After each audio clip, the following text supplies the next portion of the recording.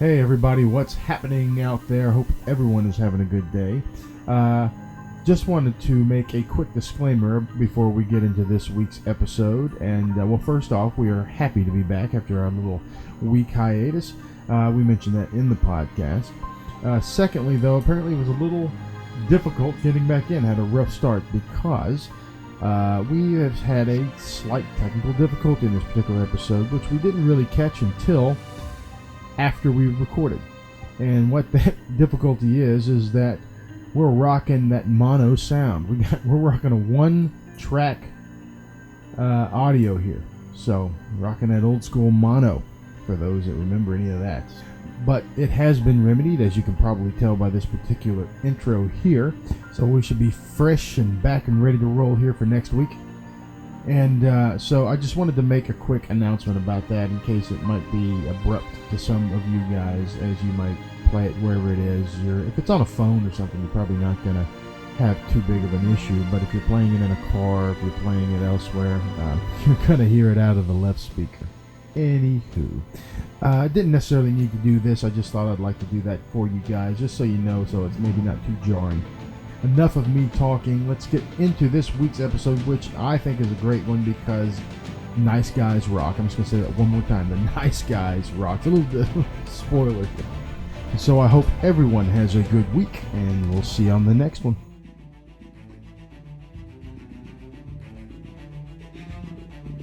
This week we review The Nice Guys, the brand new film by Shane Black, director of Iron Man 3 and Kiss Kiss Bang Bang.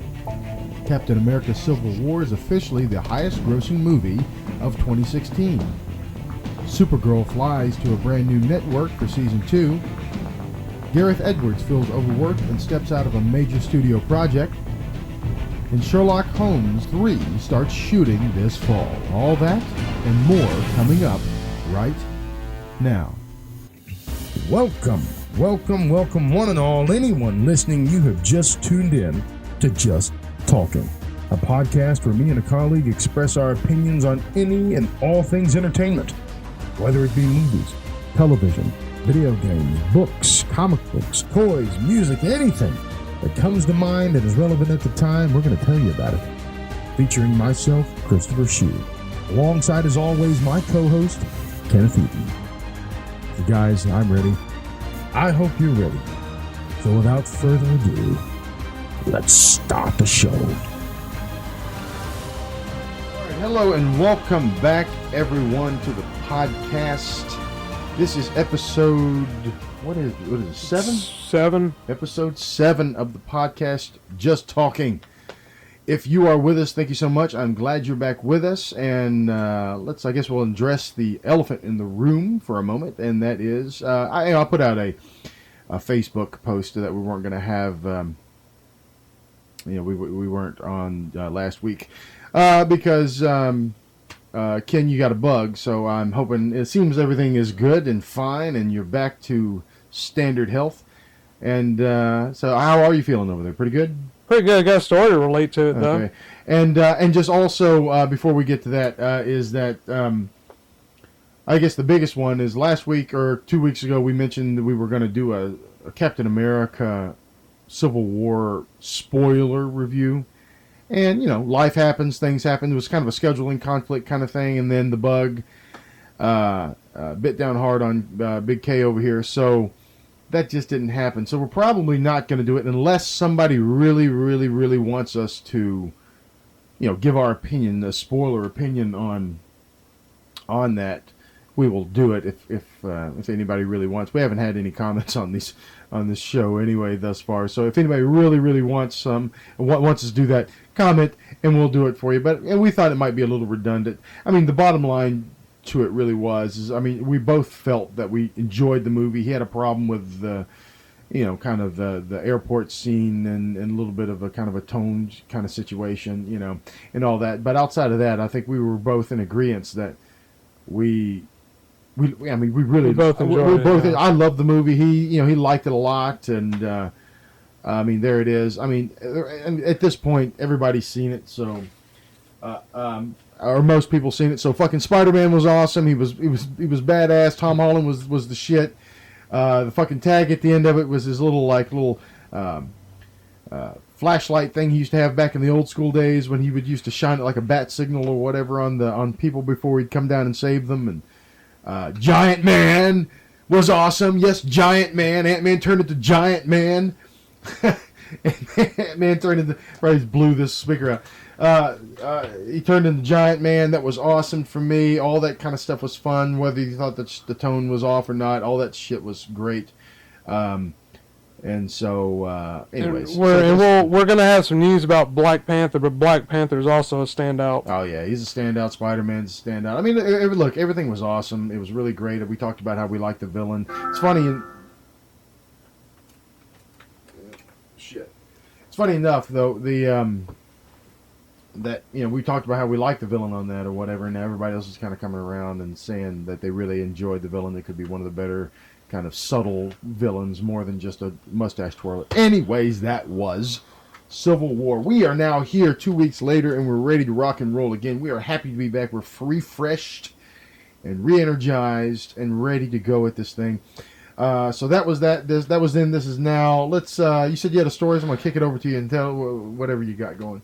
I guess it would depend on the viewpoint, but a lot of people might think that it's cool that I reference movies, even when I'm at the sickest point. Some people might think that it's kind of ridiculous as well, but this story relates to a movie, and I'll try not to gross out too much, but the bug that we're talking about is stomach virus, and I'm sure everybody that's listening has had a stomach virus before, and how you were pretty much weakened at its highest point. And at this point of weakness, I thought the attack was over, so to say. So I had my Dixie cup in my hand, ready with my mouthwash, ready to get rid of that stench that was lingering in my mouth. And the virus wasn't done yet. So I fall over the toilet, again, having an attack or whatever, so to say, to keep it kind of PG here. And mouthwash goes everywhere. And it's one of those things where you're so helpless that you forget like what you're holding or what you're doing or whatever. And I stand and I look back in the mirror. And I'm sitting here with this empty Dixie cup. And I thought of a movie. Now, unfortunately, I always thought this scene... Styrofoam cup. Nope.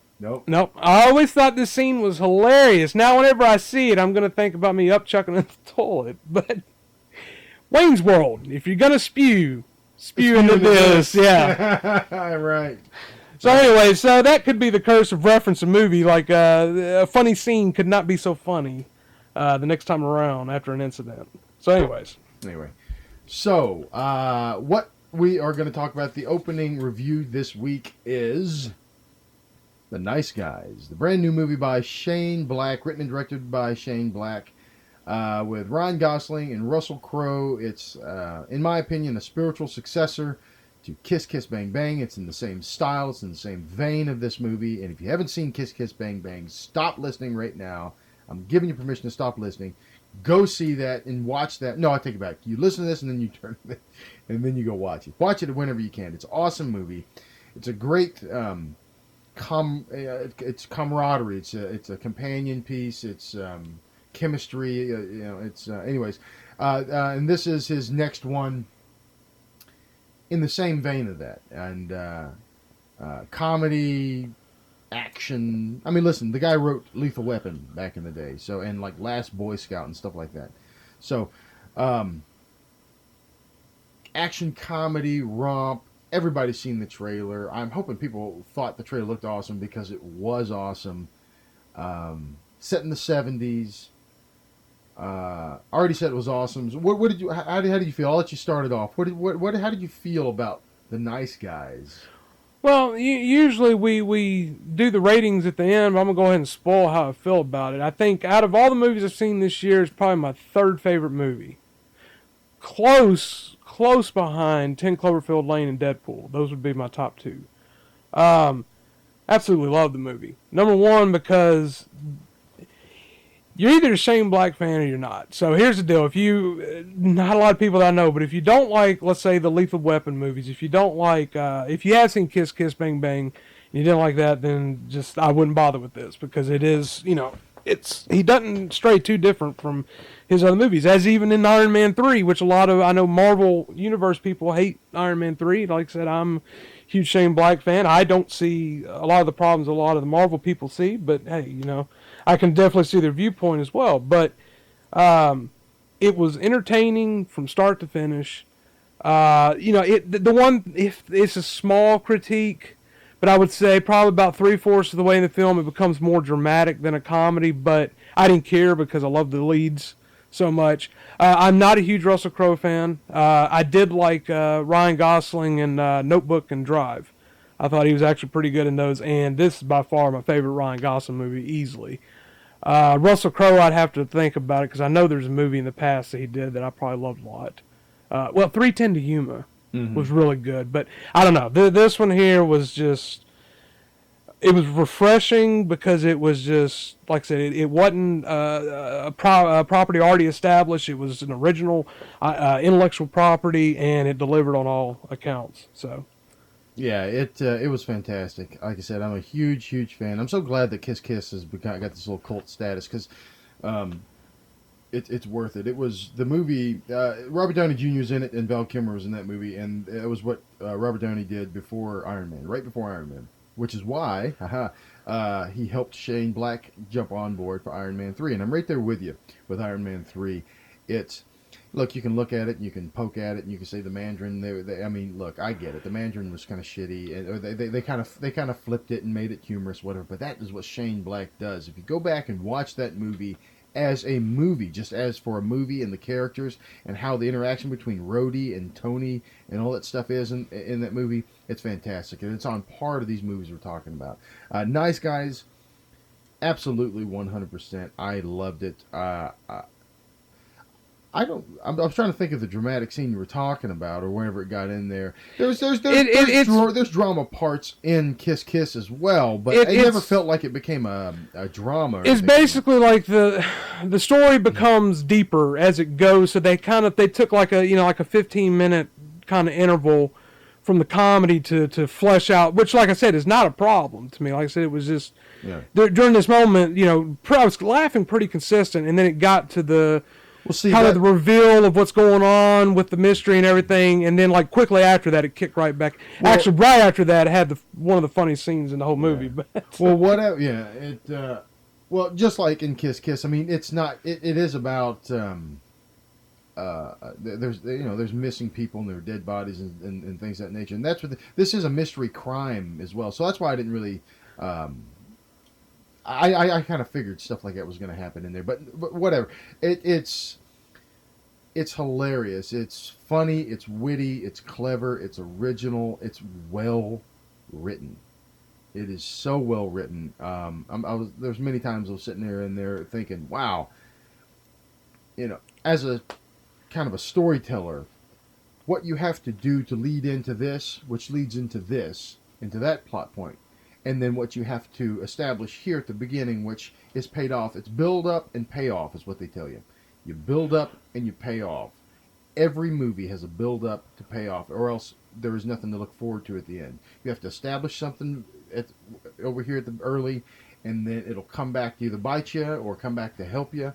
And there was so many times through the movie I was watching this and going, oh, that's where that came from. Oh, wow, that was clever. They had to put that in there. And you really have to layer these kind of things in there. So it was a good story. It was a good mystery. But on top of it all was a comedy with two, and I'm not surprised, when you think about Shane Black, if you know him, and he wrote, like I said, Lethal Weapon and things in the past. Look at Murtaugh and Riggs. I mean, those characters were written so well. And the chemistry, now they have to give the hats off to Gibson and Glover for having that chemistry. But that's the same thing here. Same thing with Kiss Kiss, same thing with this here, is that they cast well. I'm not a Russell Crowe fan either, and I'm not really a Ryan Gosling fan, in a sense that I go out and watch anything that either one of them, do. Like, oh, it's a Ryan Gosling movie, or it's a Russell Crowe movie, I'm going to go out to see it. I agree with you. I actually did enjoy The Notebook when it came out. It's one of those things where you never know what you might like. You hear that it's a chick flick kind of thing, and you hear it's a little sappy. And yes, it is all that, but I actually enjoyed it. And, it was sad when Gina Rollins couldn't remember who he was at the end of it and all that kind of stuff. Russell Crowe, I mean, not really. Never really been. I mean, Gladiator, stuff like that back in the day. But nothing really. I mean, he was in L.A. Confidential, but doesn't really, nothing that really jumps out. He was in Russell Crowe, Ridley Scott movies for a while. Actually, the one I was thinking of besides 3:10 to Yuma is Beautiful Mind. Oh yeah, Beautiful Mind. But, I like but a like lot. you said, 3:10 to Yuma. But that movie was good all over. But Yeah. yes, but he contributed to that. But you don't really see him in a comedy role these days. Yeah. Well, neither one. That's what I admire about both of them is for them to take Yeah. roles. Now you could say, because I know Russell Crowe's kind of been like like touted as a badass whatever in real life. So I know a lot of people Yeah. are saying, well, it's kind of like Russell Crowe, but still. The Russell Crowe was more shocking than Gosling. From the trailers, I was like, I knew I was going to love Gosling from the trailers, but I was like, okay, Russell Crowe's going to be kind of the straight man. But there was a lot of stuff with him, too, that I was laughing at pretty hard.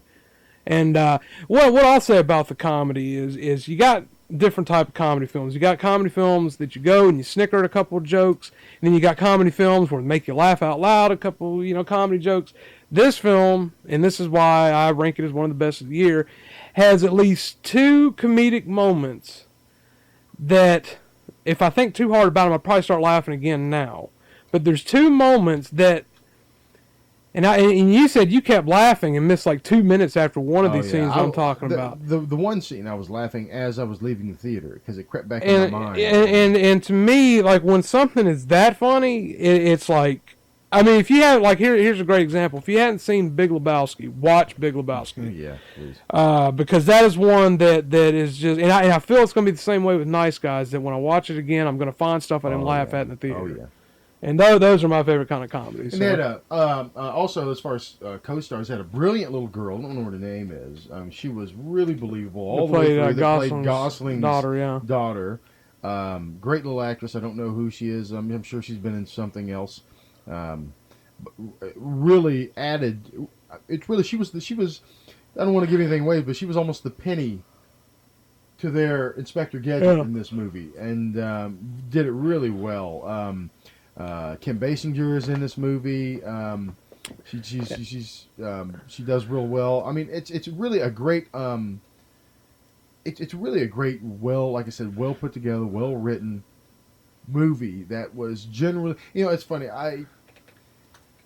There's Civil War, and there's Batman, and there's Marvel, or there's X-Men, and there's Star Wars, and all that is fantastic.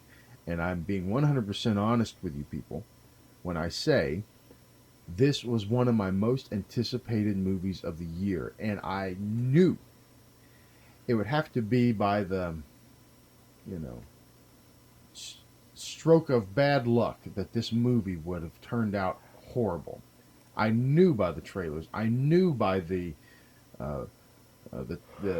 Shane Black and the company that this movie was in, that this movie was going to be fantastic. Knowing that I love Kiss Kiss Bang Bang as much as I do, I anticipated this movie. I didn't watch it. It's funny because I watch every. I'm one that I don't mind seeing stuff. I don't want to see too much. I do agree that some people we talk about. Some people talk about there's TV spots all over the place for everything. You get 3 trailers and then 40 TV spots of a Ninja Turtle or a Star Wars movie, and then you've pretty much seen it all by the time you get to the theater.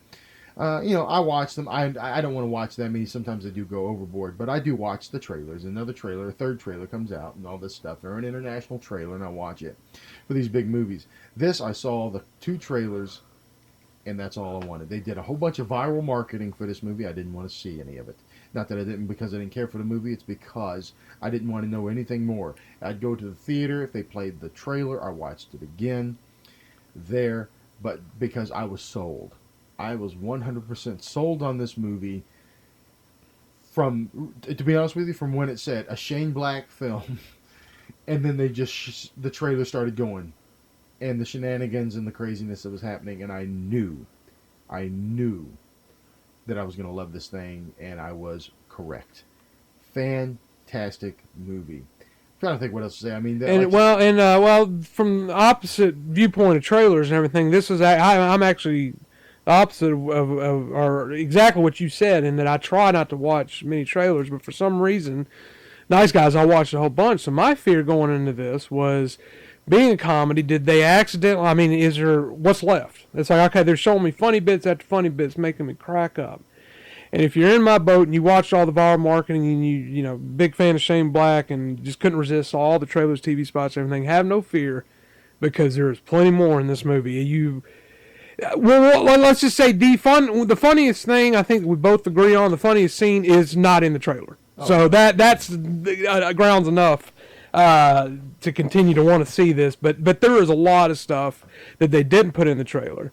The best way I can explain it, like I said, my number one movie this year is Deadpool. Why? Because the marketing for it was so great and it pulled me in, and I was afraid, man, this movie's got to live up to a lot of hype, and it went well above and beyond, and that's what New Guys did. Or Nice Guys, sorry. That's what Nice Guys did as well. So yeah, I mean, I guess if we're going to rank it, like, you already know how I feel about it, but if I have to rank it, I'll say 9.5 out of 10.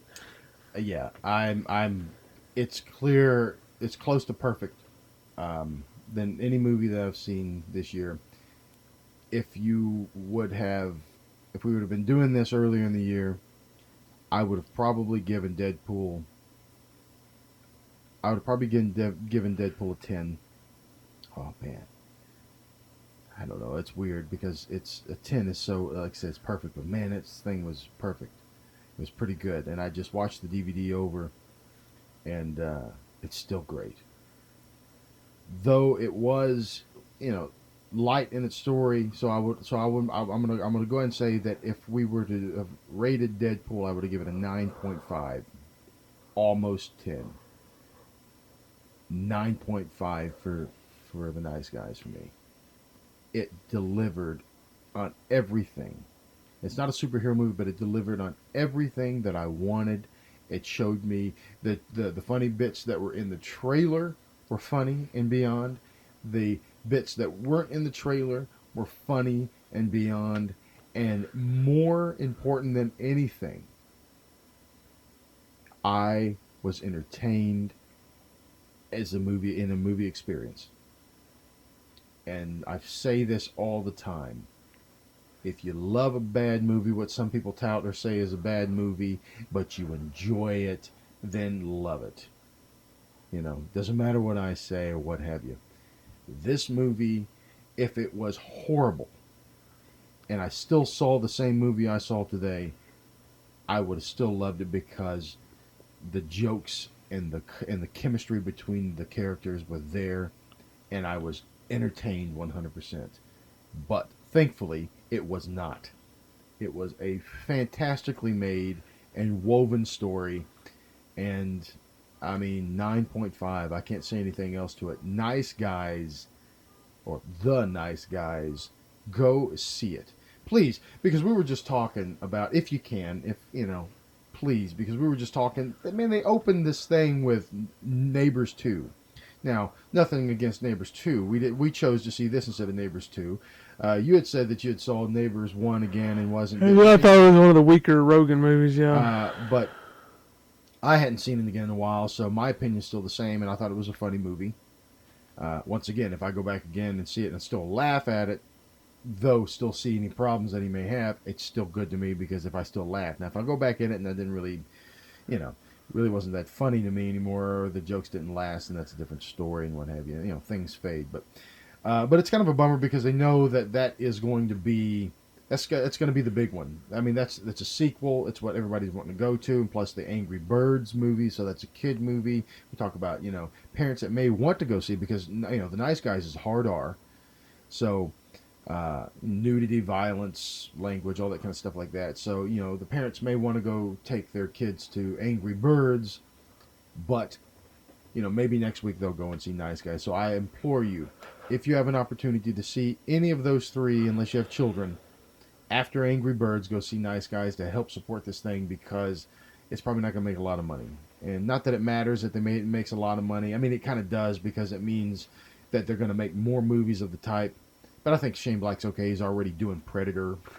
So his career isn't going to be hurt.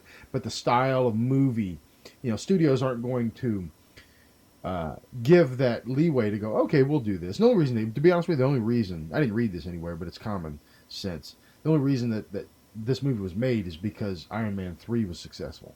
at least as far as making money.